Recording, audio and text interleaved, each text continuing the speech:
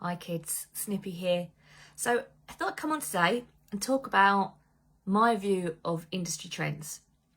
It's a funny one that, isn't it? Industry trends. And the thing is with coaching is it's so disparate. There are so many different forms of it. There are so many different ways you come at it even. That it's quite hard to locate specific trends, as you might say in the property market, where my experience was corporately before. But I think someone said to me yesterday that the coaching industry is saturated. Now I'm a bit like that on that. You know, part of me thinks, yeah, there's a lot of us now. There are a lot of us. Oh, my camera's falling down. That's useful. There are a lot of us now. You know, everybody knows somebody who quit their job and became a coach. Yeah, there's a lot of us. But, you know, there's a lot of hairdressers. There's a lot of dentists. There's a lot of architects, you know, and whether to say it's saturated or not, I don't know. But one thing I do know is because there are a lot of us now, there's a lot of discussion around what coaching is, what mentoring is, what mental health first aid is, the difference between the three. And it's something I've discussed before. And I think there's certainly a trend possibly, but definitely a positive thing in my mind of following this mindset that you guys now know what coaching is and what it means and what to expect.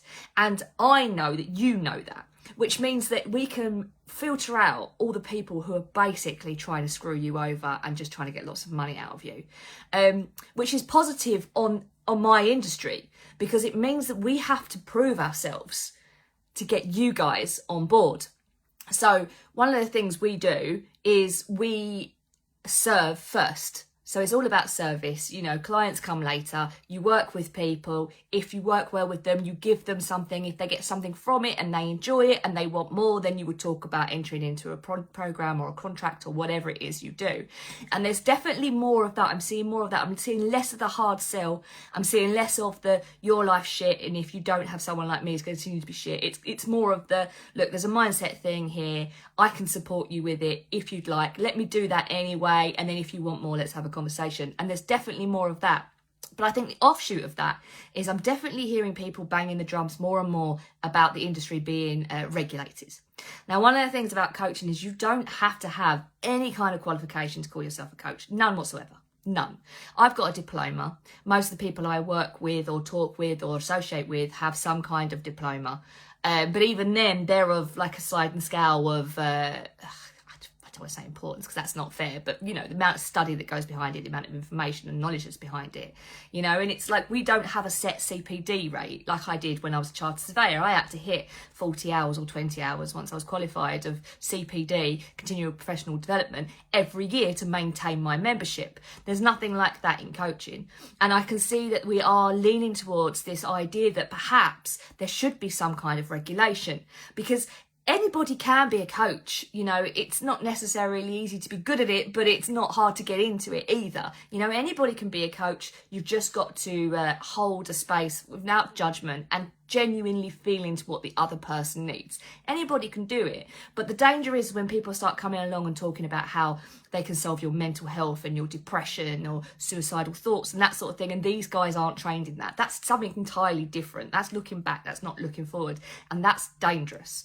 The other thing is if it becomes regulated where we are potentially getting or becoming saturated, it allows anybody who's interested in having coaching to just kind of filter out the wheat from the shit. I can't remember the saying, you know, and it would just allow people who wanted to enter a contract or a program or whatever, or work with someone, to just know what they're getting, the standard that they're getting. That's not to say that people who don't have them aren't worth their while. There are some people who've just got tons of experience, but I would argue those are mentors more than coaches, because in case you're not aware, coaching, we get it out of you. Mentoring, I tell you. So coaching, I believe you already know the answers. I help you figure it out. Mentoring, I've got the answers. I've experienced it. Here's what I've learned. Please don't make the same mistakes. Think of Usain Bolt, right? In sporting terms, he has a coach. He has a coach, right?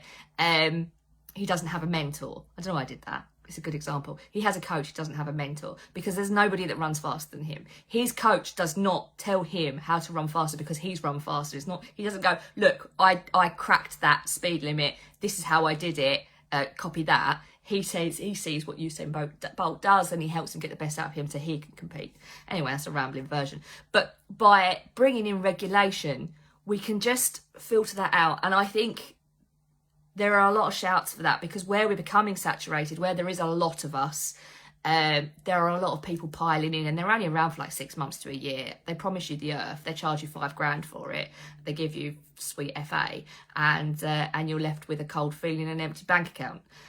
So that's definitely a trend that I believe we're going towards, and I wouldn't be against it. If I'm honest, I wouldn't be against it. There's room for all kinds, horses for courses, but I don't think it hurts to signpost that course.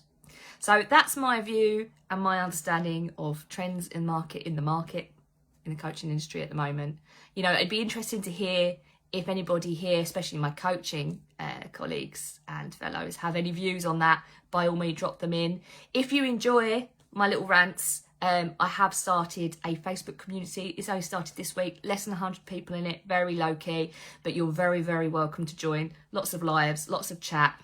Going to be masterclasses. There's going to be there's already a few goodies in there for you to take away, worksheets and stuff.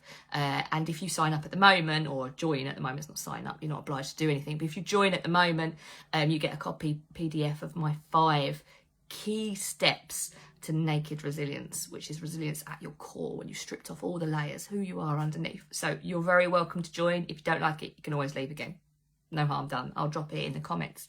But yes, that's my view at the moment, and I'd love to hear if any of you guys think or feel any differently. I know the regulation one is a hot topic, it gets people really going, so it'd be interesting to hear what you have to say about that.